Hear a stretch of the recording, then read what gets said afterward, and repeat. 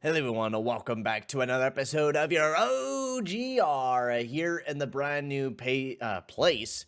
Jesus, I cannot speak English to start off the OGR. But welcome everyone to game 62 as the Edmonton Oilers went up against the New Jersey Devils and walked away with once again a massive victory, winning 6-3, winning 5 in a row now, placing us in a pretty good spot in the Pacific Division. Third spot, I think, with 80 points, I think it is now. We are just climbing up the rankings right now. We're only 2 back of the LA Kings, and we would actually pass them once we do tie up with them because we got more regulation wins over overtime wins. So that would be massive for us if we can get another win, which, of course, we got to go up against the Mr. Scary Colorado Avalanche tomorrow. So it is going to be a scary game, which I will be live for that. But before we get into all that, I'd like to just say make sure to like and subscribe. That'll be very much appreciated, boys. As I just moved to my new place, so if you can smash that subscribe button, and you can come and check out these cool live OGRs that I do with the fans. We're going to also get into some trade deadline talk a little bit later on as well. But before, let's get into this, this game that's I didn't watch too much of it. I was busy moving yesterday. That's why you guys see a whole new background, because I just moved into my own place.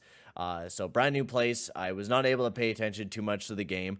The first period, actually, I wasn't even really able to pay attention to most of the game. I knew the Oilers kind of got outplayed by the New Jersey Devils, but we were still able to win. I think that's a big thing that we're going to talk about here in this video. And I guess we've been talking about this ever since Jay Woodcroft has been hired, where, we have these types of games where the team does struggle, but every time the team seems to struggle a bit, for some reason, we always tend to win, and it's not 100% of the time. Yo, Brian, how's it going, bro?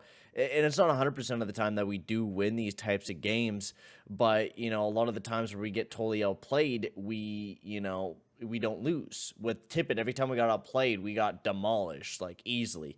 And in this game, we did get outplayed a bit. We didn't play very well defensively, like, at all. This was a bad defensive game, but we were able to outscore our opponent, and that was a big thing. So let's get into talking about this game, as Leon Draisaitl got his 31st goal of the season to start off the game. And another big note is we're actually been able to score first goals, which is absolutely amazing.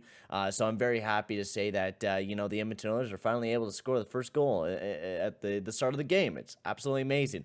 He scored his 41st goal of the season. And then Jesper Bratt got his first goal of the season, or not his first goal of the season, but first goal of the game of 3. He had a hattie throughout the night, which was absolutely incredible for Bratt.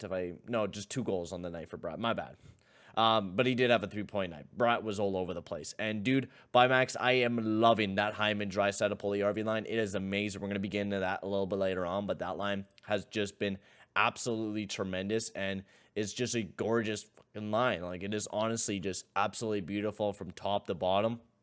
Then Evander Kane got his 11th goal of the season, 2 of his in that night. He was all over the place, Evander Kane. I think he was one of the better players throughout the entire night of that top line. Honestly, we were seeing him all over the place. He was producing some offense. He didn't have that bad of a night. The whole line didn't have a great night in general, but Kane did do a little bit better than Yamamoto, who was kind of quiet throughout the night. Then Jesper Bratt got his 21st goal of the season to start off the third period, which they got 2 quick goals to start off the third period. One by Bratt, which was, bad defensive play. And then Nico Hischier, another bad play by Draisaitl, who coughed it up, gave it right to the New Jersey Devils. Nice breakaway by Bratt. Great save by Koskinen, who was playing absolutely amazing throughout this entire game. He was just absolutely incredible. And then the Oilers just started pounding back the offense. Barry with his 5th, which was a beautiful snipe.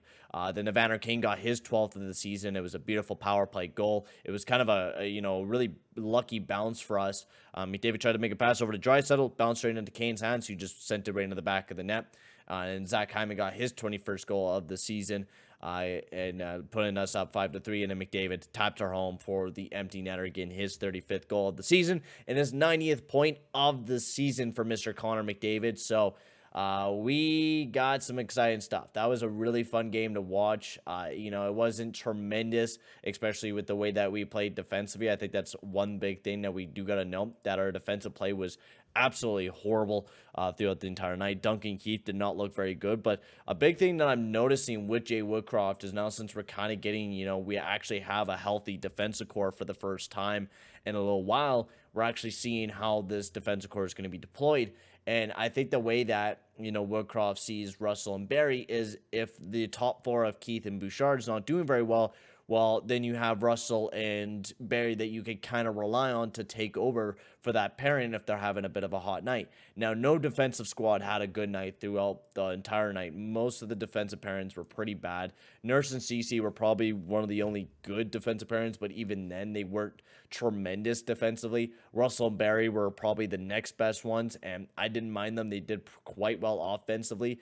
Keith and Bouchard had a really bad night. They weren't generating a whole lot of offense. They weren't playing very well defensively. They coughed up a few chances. They even coughed up a few goals.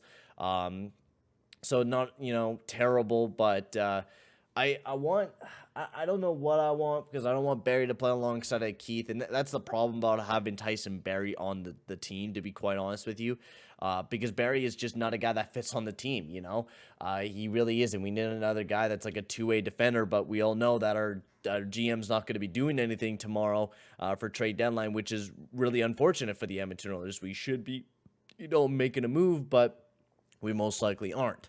For our offense, we quite did great offensively. Our top six was met. The Kane, McDavid, model line was very met. They tried Cassian up on that line, and they didn't, do fantastic. Fogle, Ryan Shore were kind of all over the place once again. They were playing very well defensively, just having a good night. And not just that, the Hyman, Pulley, RV, Draisaitl line. Can we please talk about this? This line has just been absolutely incredible for the Edmonton Oilers. They have just been all over the place, doing a lot of good things out there, and they are generating so much offense. And I mean so much offense, and there's such a tough line to defend. Like, the puck bounces all over the place.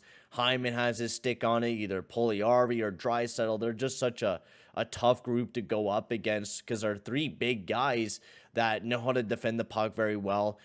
They love to shoot it. They love to just drive to the net, and that's what they do. You see those three guys just drive to the net constantly. And I've been a real big fan of that line just in general. It's been absolutely beautiful.